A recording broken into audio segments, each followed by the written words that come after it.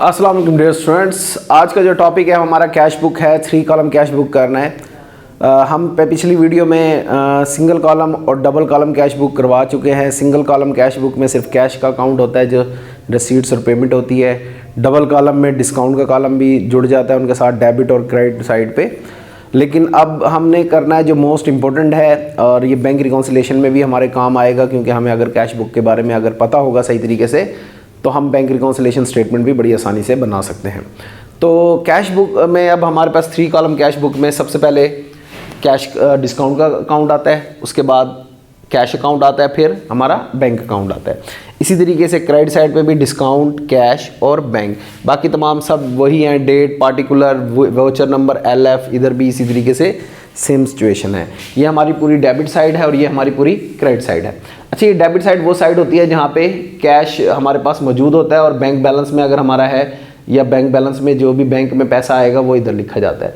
और डिस्काउंट अगर अलाउ है तो इधर आएगा, डिस्काउंट रिसीव है तो इधर आएगा। इसी तरीके से कैश जा रहा है तो इधर लिखेंगे, और अगर बैंक से पैसा जा रहा है, चेक के ज़रिए पेमेंट कर रहे हैं, तो वो क्रेडिट साइड पे आता है, पेमेंट साइड पे आता है। तो हम एक क्वेश्चन के ज़रिए सवाल को समझेंगे ताकि हमें आसानी से इसको समझ सके। तो क्वेश्चन मैं आपके सामने रीड करता हूँ। From the following particular right up 3 column cash book of Umair for the month of February 2005. 2005 1st February, cash in hand at 10,000 and balance overdrawn at bank rupees है 20,000। अब इसने कैश इन हैंड बैलेंस दिया हुआ है। Cash का balance तो हमें पता है कि भाई ये यहाँ पे आ जाता है।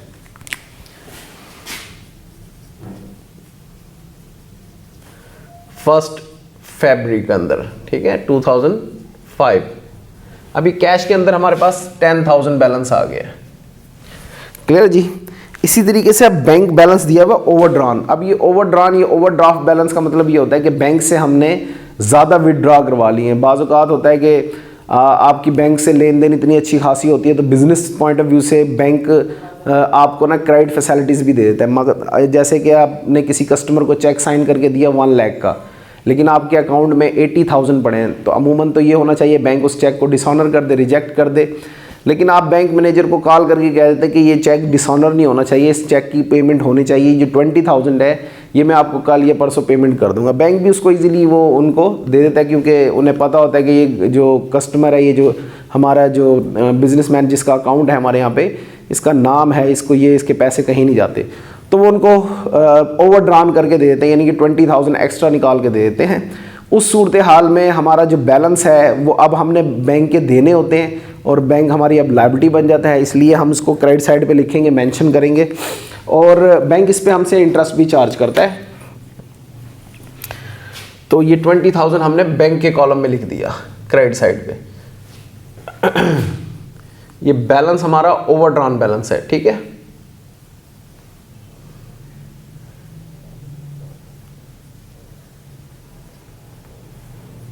ये भी 1 फरवरी के लिए ही है 2005 में, ठीक है। नेक्स्ट एंट्री पढ़ते हैं।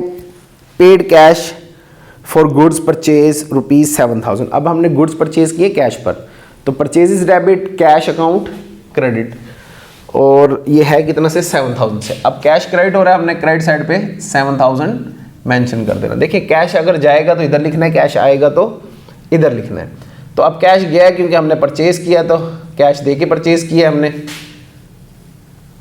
तो कैश अकाउंट क्रेडिट हो जाएगा और परचेजेस डेबिट हो जाएंगी 4 फरवरी के।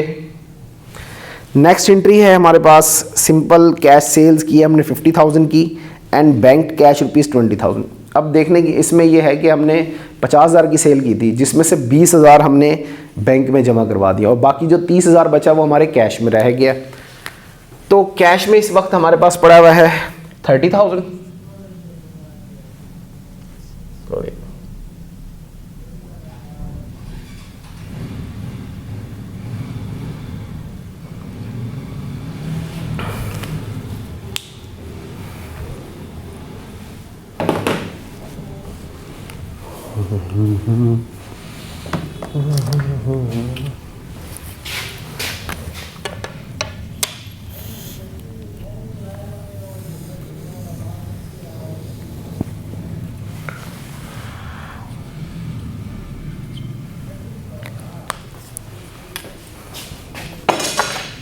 अब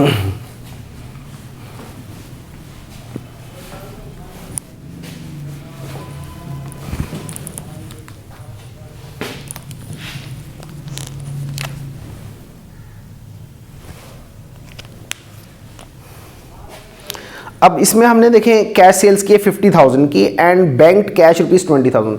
हमने 50,000 की सेल की है, जिसमें से 20,000 हमने बैंक में जमा करा दिया और बाकी सारा कितना कैश हमने अपने पास रख लिया है। तो बैंक में हमारे पास जमा हो गए 20,000, तो बैंक में इंक्रीज हो गया। ये बैंक में जब भी इजाफा होगा इधर लिखना है, बैंक में कमी होगी तो इधर लिखना है। और 30,000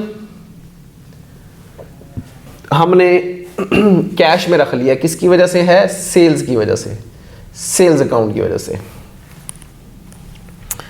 ये 8 तारीख को हमारे पास होगी एंट्री, ठीक है। अच्छा, ये 1 फ़रवरी की थी और ये 8 फ़रवरी में आ गई है। अच्छा जी, नेक्स्ट है पेड टू करीम किया है हमने, करीम एंड कंपनी बाय चेक ₹25,000। करीम को हमने 25,000 का चेक दे दिया है। तो करीम हमारी लायबिलिटी होगा, तो उसमें डिक्रीज़ हो गया तो डेबिट कर देंगे। बाकी जो चेक गया है, यानी कि इसका मतलब हमारे बैंक अकाउंट में से 25,000 की कमी आ जाएगी। तो क्योंकि चेक से पेमेंट की है तो करीम बैंक से जाके हमारे विड्रॉ करवा लेगा और हमारे अकाउंट में कमी हो जाएगी। डेट है जी 12 फ़रवरी। अच्छा जी, नेक्स्ट एंट्री है receive from Adeel a cheque for ₹10,000। अच्छा, ये हमने 15 तारीख को एक अदील से चेक वसूल किया है।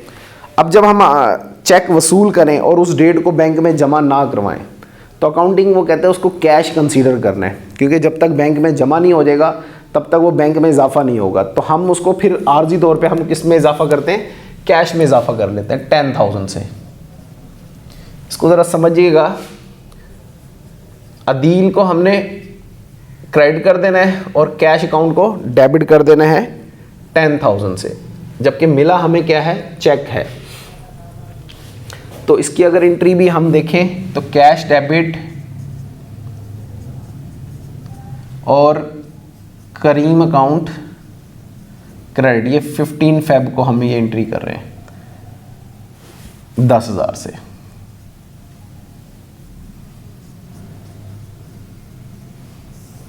ठीक है।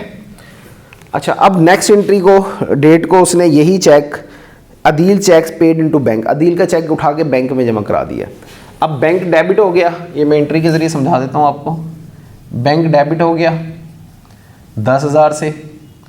अब करीम तो ऑलरेडी क्रेडिट किया, ये जो आर्जी तौर पे हमने कैश को किया था, क्योंकि कैश तो हमें नहीं मिला था ना, इसलिए कैश को उठा के क्रेडिट कर देना है।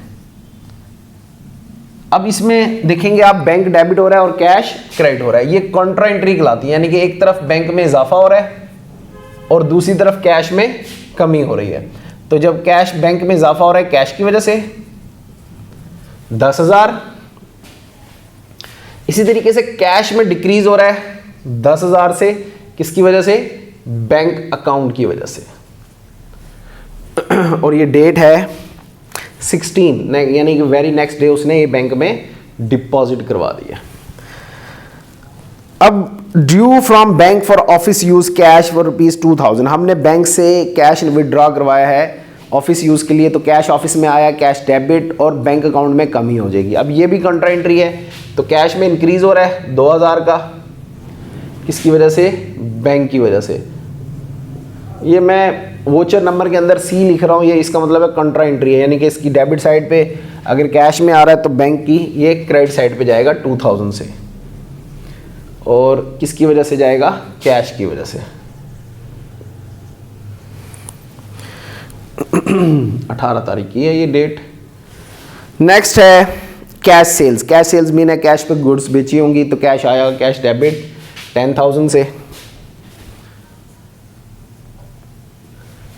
सेल्स की वजह से। ये नेक्स्ट एंट्री हो गई जी। Receive a cheque from Mansoor 3,900, allow him discount 100 and paid into bank. अब चेक वसूल भी हुआ हमें 3900 का लेने थे 4000, हमें 100 डिस्काउंट अलाउ भी करना पड़ा और ये उठा के चेक हमने बैंक में भी जमा करा दिया। इट्स मीन कि 3900 से हमारे बैंक में इजाफा हो गया। डिस्काउंट अलाउ है तो 100 रुपीज़ डिस्काउंट में आ गया। किसकी वजह से है ये? मंसूर की वजह से।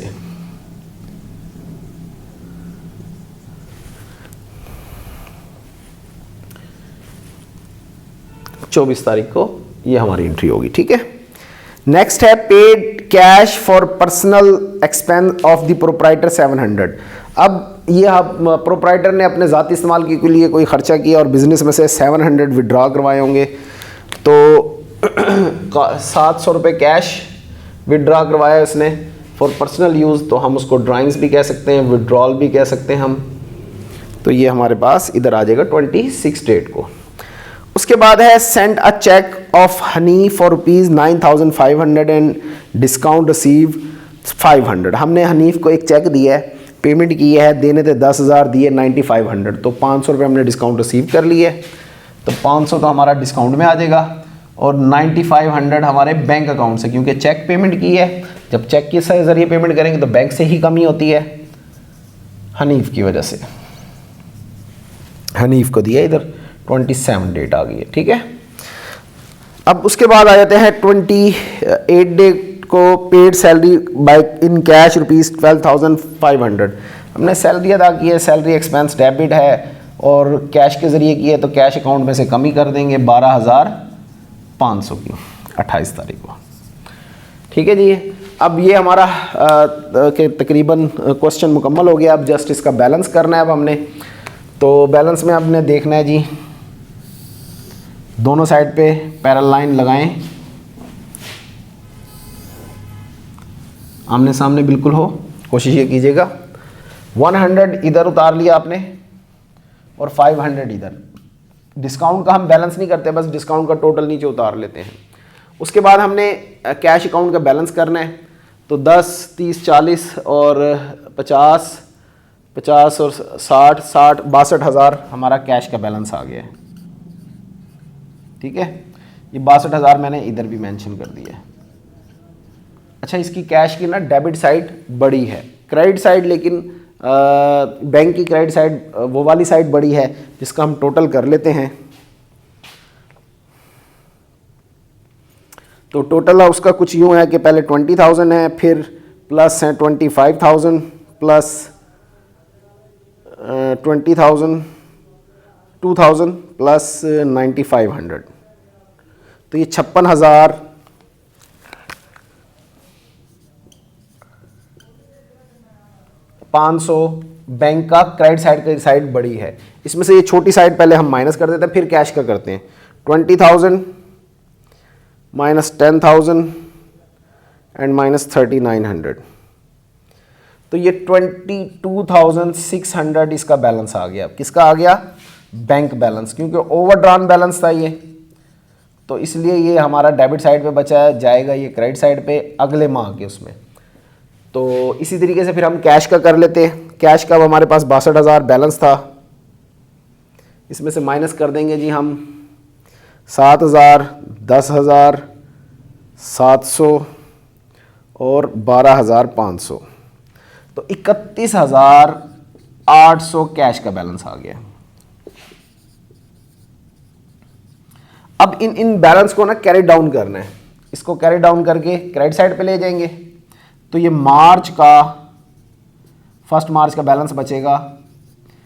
ओवरड्रॉन बैलेंस, जैसे हम फेब में आए थे ना बैलेंस लेकर, ओवरड्रॉन बैलेंस लेकर, ये जनवरी में बचा होगा बैलेंस, तो 20,000। इसी तरीके से अब ये फेब में भी ओवरड्रॉन बैलेंस बचा है, जो है 22,600, ठीक है। इस तरीके से कैश का जो बैलेंस है वो डेबिट बैलेंस है, 31,800 आ जाएगा। इसका बैलेंस यहाँ पे आपने मेंशन करना है, ब्रॉड डाउन बैलेंस आ गया। ये दोनों साइड का हमारे पास बैलेंस आ गया। अब हमारी कैश बुक मुकम्मल हो गई है। इंशाल्लाह अब हम बैंक रिकॉन्सिलेशन स्टेटमेंट करेंगे स्ट्रेट लाइन मेथड, क्योंकि हमने एडजस्टेड बैलेंस मेथड की पहले वीडियो ऑलरेडी अपलोड की हुई है। स्ट्रेट लाइन मेथड की ज़रूर करेंगे ताकि वो दोनों मेथड हमारे पास कंप्लीट हो जाए। और इसका एक और थर्ड मेथड भी है, कैश रिवाइज बुक मेथड, तो वो भी इंशाल्लाह करेंगे। हमारे चैनल को सब्सक्राइब करना ना भूलिएगा, लाइक और शेयर ज़रूर कीजिएगा। थैंक यू, अल्लाह हाफिज़।